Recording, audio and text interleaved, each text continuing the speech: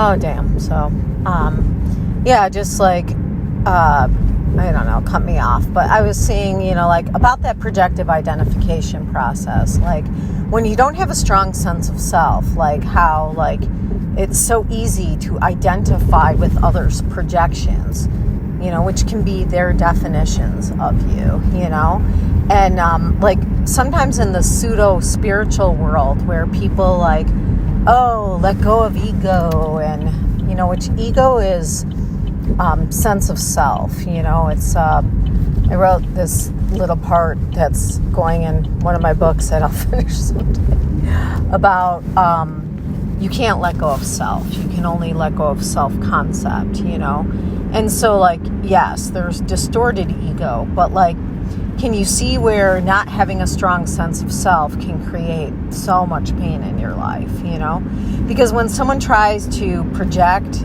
onto you and you identify with it, and it's something, like, really shame-filled, and then you create, when you identify, you believe it. So you create a belief about yourself that,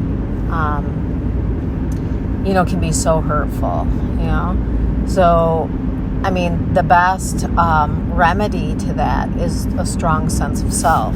And like you said, like, sometimes, like, you'll hear, I know, for years I followed, like, a deeply spiritual path, but it was a very distorted spiritual path where it was, like, letting go completely of self.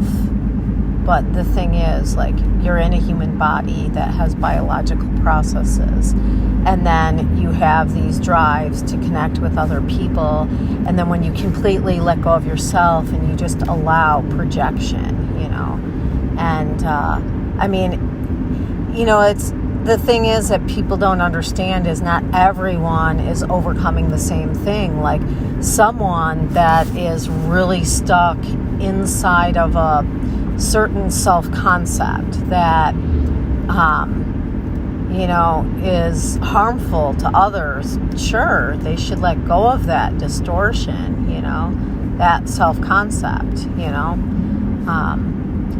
people that are, like, really strong in concept of self, yeah, sure, ego dissolution is probably a great thing, but when someone has a very malleable sense of self,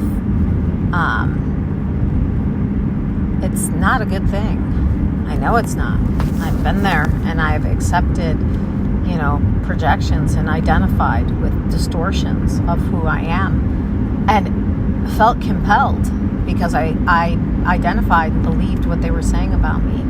So I, in essence, became that, I had a dream about someone that projected some really nasty things on me, and I did. I am accountable for that. I accepted those projections, and I acted. It's, like, insane to reflect, like, exactly how that person said I was. I started acting that way, and I just have realization now why I accepted that projection. It was because I wanted to connect with that person. So, like, it's that habitual thing about accepting a negative projection instead of accepting nothing, so, like, becoming that, Unfortunately, I became the projection, and the projection was the part of themselves that they hated, that they were projecting onto me, that I became. You hear how the insanity of that loop? So then I became that projection, and they couldn't stand me then because I became the disowned part of themselves, So it's just such a messed up thing. But again, so, like, how do we remedy these things? It's like, it's one, having a strong sense of self, again, everything on a spectrum. We don't want, like, this rigid, distorted sense of self, and we don't want this completely meek, non-existent sense of self. There's some balance and health in between those things, A strong sense of self, also an ability to reflect and have some introspection. Sorry, there's a train going by. And, but then also, not so easily identifying with other people's realities and definitions of who you are. And so then also too, so not just the strong sense of self, yes, that strong sense of self, but also recognizing when you're being activated, which means your attachment system is being activated, your need to belong and attach is being activated, and look at who you are trying to attach to connect with. And if it's someone that's projecting a definition of you onto you, that is something that you really don't find that a good quality or attractive trait or character or way to be, damn, that's just not someone that you want to connect with, As much as you may see your past in them and you don't even realize it, you may see, it's called repetition compulsion. You see the parent that you loved but you had a hard time with inside of them, and you just want that connection because that's so normal, It's just normal biology to crave love, especially of a parent. And then when you're doing your own projecting onto that person and you're seeing your parent inside of them, it's unconscious. You don't even know it, but there's something about them that just triggers that. And, you just want that resolution. You just want that love so bad that they just can't give to you. And that's a hard projection too, because the empath can project their empathy onto someone else. I can just see they can be a wonderful person. That's when they talk about falling in love with possibility. Oh, it's 11:11 right now. Falling in love with possibility, instead of the reality of who someone is, and can we change? Sure, or we can all put a shit ton of effort, excuse the language, into changing. But man, it don't come easy, and some people don't choose to change. They don't want to change. They don't want to overcome. They don't want to see outside of their patterns, and it's a hard thing to accept, And some people are best loved from afar, and the resolution that you need from your childhood comes from within by becoming your own parent, your own person that can see you, that can validate you, that can love you, that can empathize with you, that, once you become that for yourself, then people that don't give you those things won't trigger that attachment system anymore. You won't see them as someone to love. You'll see them as someone that is stuck in some unhealthy patterns of dysfunction, and someone that, when you care for yourself, when you start finally caring for yourself, you don't want to go caretake all the people that mistreat you. You can see it for what it is, an inability to connect, and, hurtful behaviors and mistreatment of you. And you love yourself enough to say, hey, I don't need to caretake them, I need to caretake me. Because, fact, they need to caretake themselves.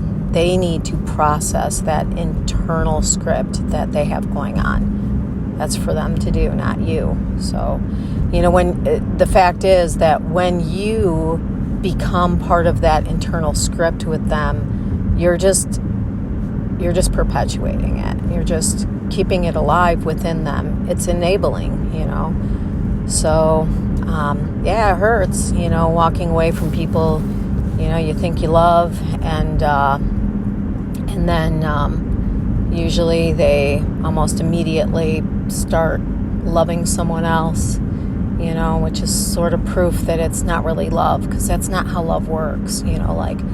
Love, real love, it's grown and it's very bonded, and we become attached to each other. and someone that can jump easily to the next relationship, that just shows that there wasn't love there. Like I said, love is not bondage, but it creates connection, attachment, You do get bonded. You get bonded in a way that, like, gosh, I love this person. I want to protect them. I care for them. I see them in my future, that's what love does, And that obviously gets grown over time too. Like, no doubt guilty of, in quotes, falling in love with people that just triggered my attachment system, and I saw my childhood through them, and that's not love either. That's attachment trauma. Those are attachment wounds. Love grows. Attraction, yes, attraction can be instant, but then getting to know someone, do we align? Are our values similar? Are we compatible? And then that births, time, creates that connection and that bonding. And again, bonding does not mean bondage. That's trauma. That's trauma when we think connecting to someone else means we're going to be caged and tethered and unable to be ourselves. That's unhealthy connection, We're tethered in a way that we're connected to each other, and we can validate each other and, validate each other's realities and be there for each other, but not bonded in a way that, we don't. The thing is, with insecure attachment, you have either too much attachment, where you're trying to control the other person, or not enough, where you're being dismissive to the other person. The truth is, love is neither of those things. It's the interdependence, the allowing of the self to be expressed within the relationship, and the close bonding and meshing of our nervous systems and regulating off of each other and caring for each other. It's both, It's both. It's like I can see you as a separate from me, and I see you as a part of our unit, as connected, bonded partners. All right. Peace out. Maybe someday.